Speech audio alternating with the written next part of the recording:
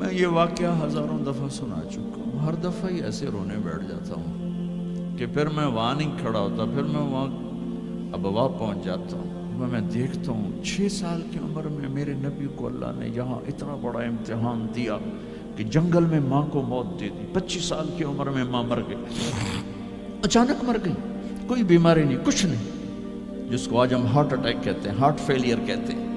اتنا آخری جملہ کہا، کل حی میت و کل جدید بال وقد ولدت طہرا۔ بولا نہیں جا رہا تھا تو بجھتے بجھتے بھڑکتی شمع نے کہا، بیٹا ہر زندہ نے مرنا ہے، ہر جوانی نے ڈھلنا ہے، لگتا ہے تیری ماں کا آخر آ چکا ہے، لیکن میں نے ایک بچہ جنا ہے جو سارے عالم کو پاک کر دے گا۔ اور شمع خاموش ہوگی۔ کس طرح انہیں دفن کیا، میں وہاں کھڑا یہی سوچتا رہا کہ یہاں قبر بنائی کیسے ہوگی۔ تو پتھر ہیں، کوئی لوگ گزرے ہوں گے یا پتھر جوڑ کے۔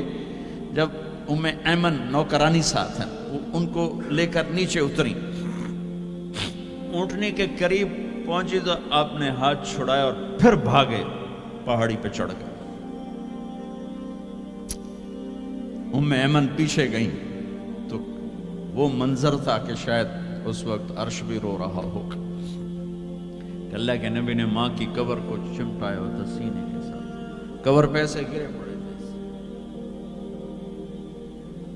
اور جب ایمن قریب آئیں تو وہ نوحہ کہہ رہے تھے کہ پتھر بھی پگھل رہے تھے کہ ماں جی آپ کو تو پتا تھا آپ کے سوا میرا کوئی نہ تھا، آپ مجھے چھوڑ کے کیوں چلی گئی، آپ مجھے چھوڑ کے کہاں چلی گئی۔ ایمن نے اٹھانا چاہا، انکار کر دے گا، میں نہیں جاتا، میں نہیں ماں کو چھوڑ کے جاتا۔ کھینچ کے لے گئیں، گھسٹتا ہوا بچہ پہاڑ سے اتارا۔ 2 دن روتے روتے مکے کا سفر ہے، پھر کھانا بھی بند ہو گیا، پینا بھی بند ہو گیا، سوائے زمزم کے چند گھونٹ پانی کے سارا دن نہ کھاتے تھے نہ پیتے تھے، اکیلے بیٹھے رہتے، نہ ماں نہ باپ نہ بھائی نہ بہن۔ اللہ 57 سال کے بعد ماں کی قبر پر پہنچے اور قبر کے سرہانے آ کر بیٹھے، گوڈے اوپر اٹھائے اور ہاتھ یہاں رکھے اور سر گوڈوں میں دے دیے، جیسے چھوٹے بچے رونے کی پوزیشن بناتے ہیں۔ یہ چھوٹی جگہ میں دکھا نہیں سکتا، اور پھر جو رونا شروع کیا، اتنا روئے کہ ساری داڑھی سارا سینہ آنسوں سے بھر گیا، جیسے کوئی معصوم بچہ، جیسے 6 سال کا محمد رو رہا صلی اللہ علیہ وسلم۔ اتنا روئے کہ وجود ہل گیا، اور پھر فرمایا کہ میں آگے نہیں جاؤں گا، میں رات یہیں رہوں گا۔ تم کیا جانو رشتے کیا ہوتے ہیں، تمہیں صرف پاؤنڈ گننے آتے ہیں۔ تم سے مراد میں بھی اور سارے بھی، کہ ناراض نہ ہو جاؤ، ساری امت کا یہی حال۔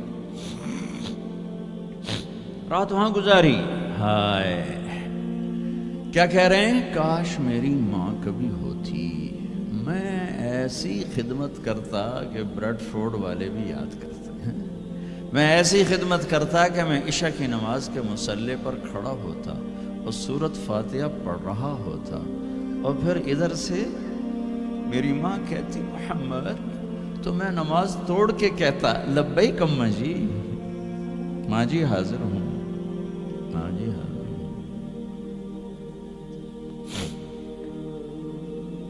مچھلی کھانا چھوٹا گناہ ہے، شراب بیچنا بڑا گناہ ہے، سود کھانا بڑا گناہ ہے، ڈرگ بیچنا بڑا گناہ ہے، چوری ڈاکے ظلم و ستم کیا امت نہیں کر رہی، بے گناہ قتل، جھوٹے الزام تہمتیں، کیا حشر کر دیا جنید جمشید کا۔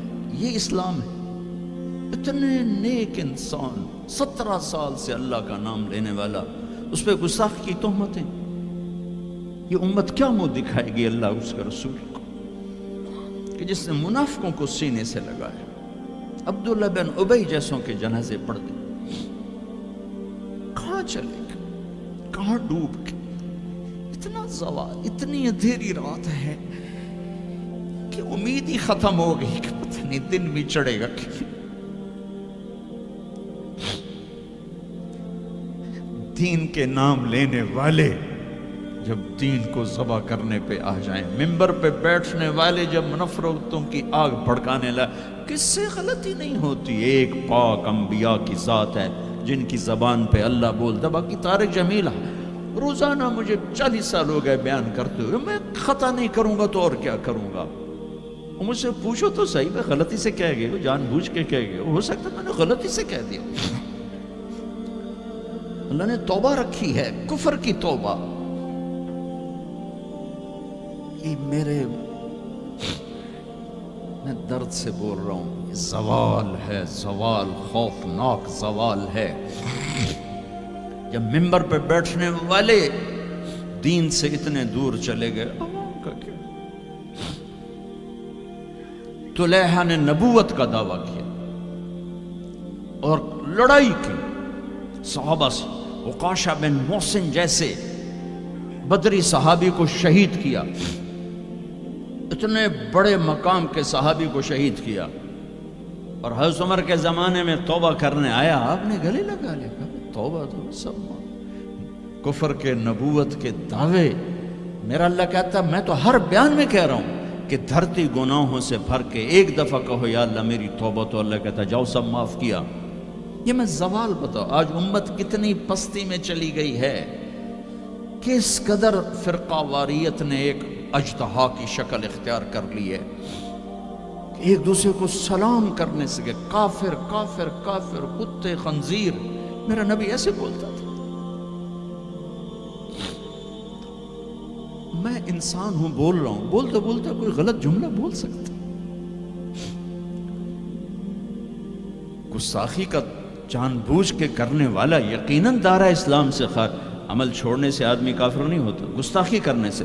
نماز چھوڑنے سے کافر نہیں ہوتا, گناہگار ہے. نماز کی گستاخی کرنے سے وہ دارہ اسلام سے نکلتا ہے, لیکن اس کے لیے بھی توبہ کا دروازہ کھلا ہوا ہے. لیکن یہ کتنا تعصب ہے, نفرت ہے کہ ایک آدمی کی 17 سال کی پاک زندگی کو ایک غلطی پر کفر بنا دیا. یہ گراوٹ ہے, زوال ہے. ہمیں بندر خنزیر بنانے کے لیے فرقہ واریت ہی کافی تھی. اس کملی والے کو دعائیں دو جس نے حسن حسین کو ذبح بنا دیا. تمہارے لیے ہاتھ اٹھو, میری امت کے ساتھ کیا کرے گا, پوچھ کے آؤ. اور وہاں سے جواب آتا ہے